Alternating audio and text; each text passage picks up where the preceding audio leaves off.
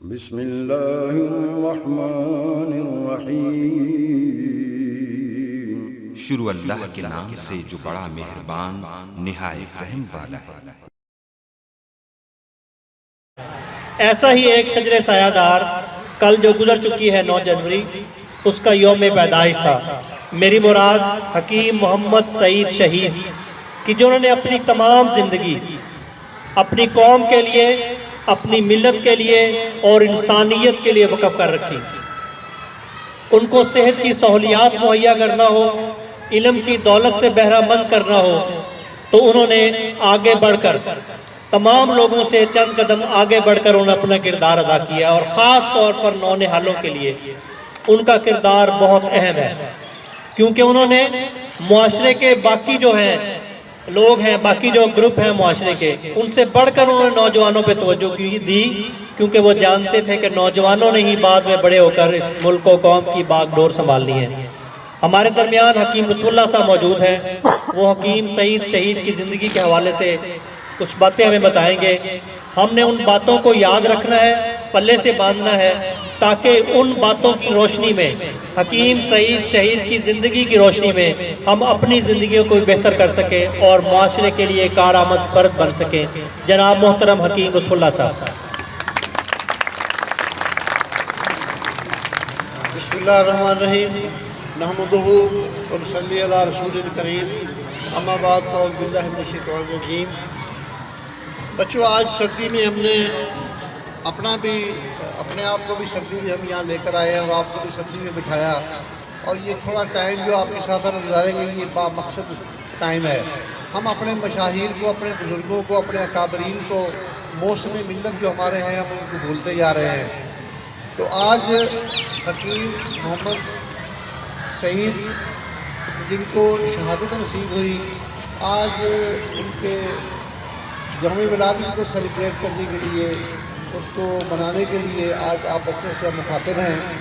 تو بچوں، حکیم صاحب کی زندگی جو پاکستان کے لیے ایک نعمت تھی اللہ کی طرف سے ہمارے لیے، وہ صرف 50 سال ان کو ملے یہاں پاکستان میں، اور 50 سال میں میں سمجھتا ہوں کہ اس شخص کو اللہ نے، میں نہیں سمجھتا کہ اللہ نے کیا ان کو صلاحیتیں دی تھیں کہ اس شخص نے جتنے سانس لیے اتنے کام کیے، جتنے سانس لیے۔ ہم تو ساری زندگی میں کوئی ایک چند کا کام نہیں کر پاتے، اس شخص نے اپنی زندگی میں جتنے سانس لیے اتنے کام کیے۔ جب وہ شخص دہلی سے مائیگریٹ ہو کے تقسیم کے وقت پاکستان آیا، اس کے پاس پیسے نہیں تھے، 12 آنے کرائے پہ اور 10 آنے فرنیچر کرائے پہ لے کے اس نے آرام باغ کراچی میں اپنا بزنس کا آغاز کیا۔ اس شخص نے اپنی زندگی میں جو کمایا وہ پاکستان کو وقف کر دیا۔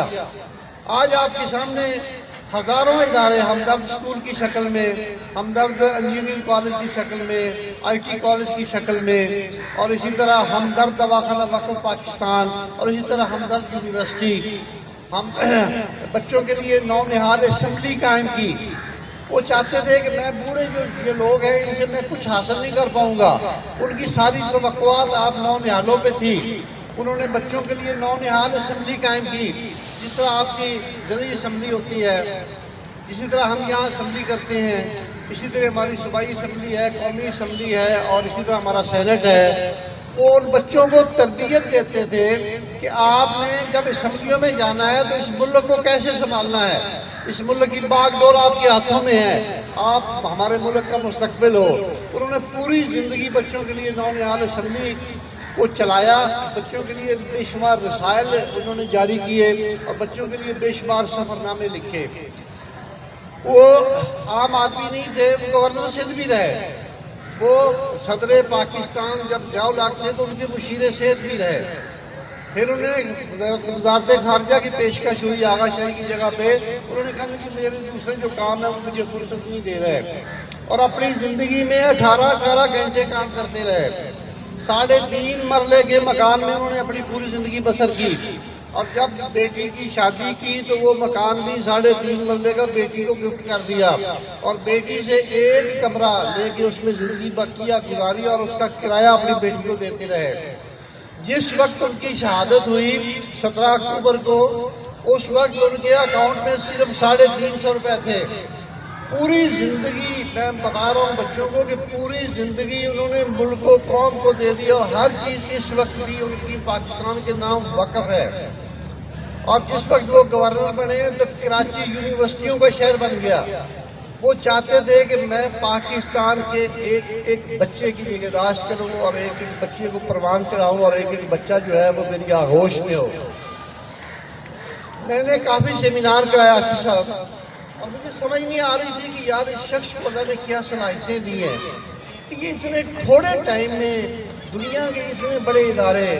ایک دفعہ مجھے معلوم ہوا کہ انہوں نے ایک کانفرنس بلائی ہے اور اس کانفرنس میں پوری دنیا کے سفیر آ کے بیٹھے ہیں, پوری دنیا کے سفیر, اور وہ ان سے پاکستان کے لیے معاملات کر رہے تھے. اور ہماری اس وقت جو پاکستان میں طب موجود ہے یہ WHO سے انہی کی اپروو کروائی ہوئی ہے. تو جب میں غور کرنے لگا کہ پاک حکیم صاحب کو اللہ نے کیا صلاحیتیں دی تھی تو میں نے ان کے ایک ڈائریکٹر کو کہا کہ مجھے لسٹ چاہیے جو انہوں نے ہمدرد شورا بنائی ہوئی تھی. جس طرح وہ بچوں کے لیے چاہ رہے تھے کہ میں نونیال اسمبلی وہ چلا رہے تھے, اسی طرح بڑوں کے لیے انہوں نے پورے پاکستان کے لوگوں کی ایک ہمدرد شورا بنائی ہوئی تھی.